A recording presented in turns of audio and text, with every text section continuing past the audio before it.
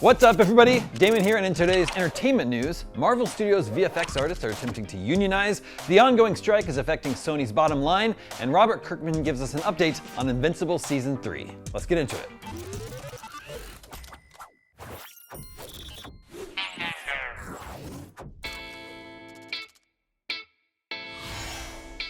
Visual effects employees at Marvel Studios are attempting to form the industry's first ever VFX union. Today, over 50 VFX workers at Marvel joined together to file for a union election at the National Labor Relations Board. The group will be represented by the International Alliance of Theatrical Stage Employees, or IATSE. The VFX organizer for IATSE, Mark Patch, said, "For almost half a century, workers in the visual effects industry have been denied the same protections and benefits their coworkers and crewmates have relied upon since the beginning of the Hollywood film industry.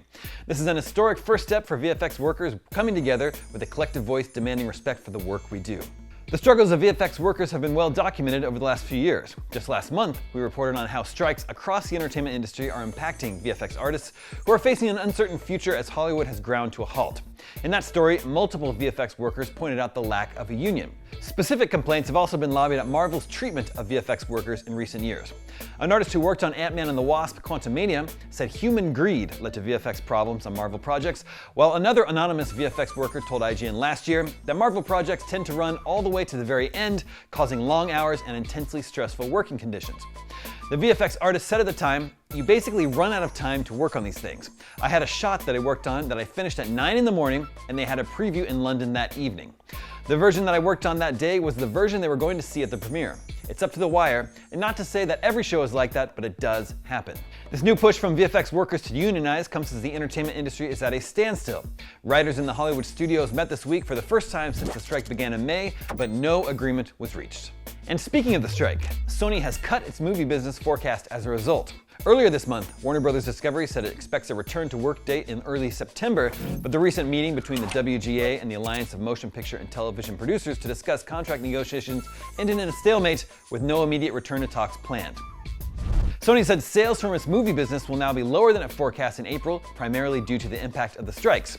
Sony expects the strikes to lead to lower revenues, mainly due to movie and TV show delays. Sony has revised its movie sales forecast down 3%, although its operating income prediction remains the same. For the 3-month period ending June 30th, Sony Pictures suffered a 6% decrease in sales and a 68% decrease in operating income. Still, it saw strong performance of films released theatrically in the period. Sony's biggest hit was Spider-Man Across the Spider-Verse, which pulled in $591 million at the global box office. In July, Sony delayed a number of movies, including the untitled Ghostbusters Afterlife sequel and Kraven the Hunter. Spider-Man Beyond the Spider-Verse was removed from the schedule entirely. A Karate Kid reboot has also been delayed, with Blumhouse's They Listen delayed indefinitely. Finally, sequels to Bad Boys and Venom now have summer 2024 release dates. Invincible creator Robert Kirkman is fully aware that it's taken a while for Season 2 to arrive, but swears you'll never have to wait so long for another season of the Prime Video series ever again. It was announced during last month's San Diego Comic-Con that Invincible Season 2 will be debuting on November 3rd with 4 episodes, with the second half of the season coming in early 2024. That marks a gap of more than 2 years in between Invincible's first and second seasons. When explaining why Season 2 took so long during an interview with IGN, Kirkman pointed to a number of factors. "A lot of naps," he joked.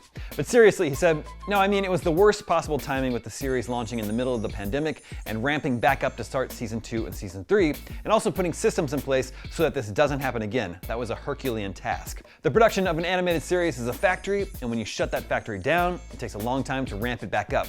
And we wanted to ramp it back up in a way that would ensure that we don't have a delay like this ever again, and so that's been the goal." He added that a lot of it was the pandemic and working with the overseas studios in the pandemic and figuring out different ways to manage all that kind of stuff, and that every delay just compounded on top of one another. He concluded, "But the good news is all of the work that was done in this time is ensuring that that is the longest gap that anyone will ever have to wait between seasons of Invincible." When asked how far along the team is on work on Season 3, Kirkman said it's very, very, very far along, but animation, there's always steps that could extend the process. We also pressed Kirkman about the live-action Invincible movie, which Kirkman confirmed all the way back in 2021, but we've gotten few updates on since. While the project isn't dead, Kirkman said nothing's currently happening because of the strikes. So, yeah. And that is your entertainment fix for Wednesday, August 9th. Now that you're caught up on the news, watch the first 10 minutes of Spider-Man Across the Spider-Verse. I'm Damon Hadfield, and for all your entertainment news, stay tuned to IGN.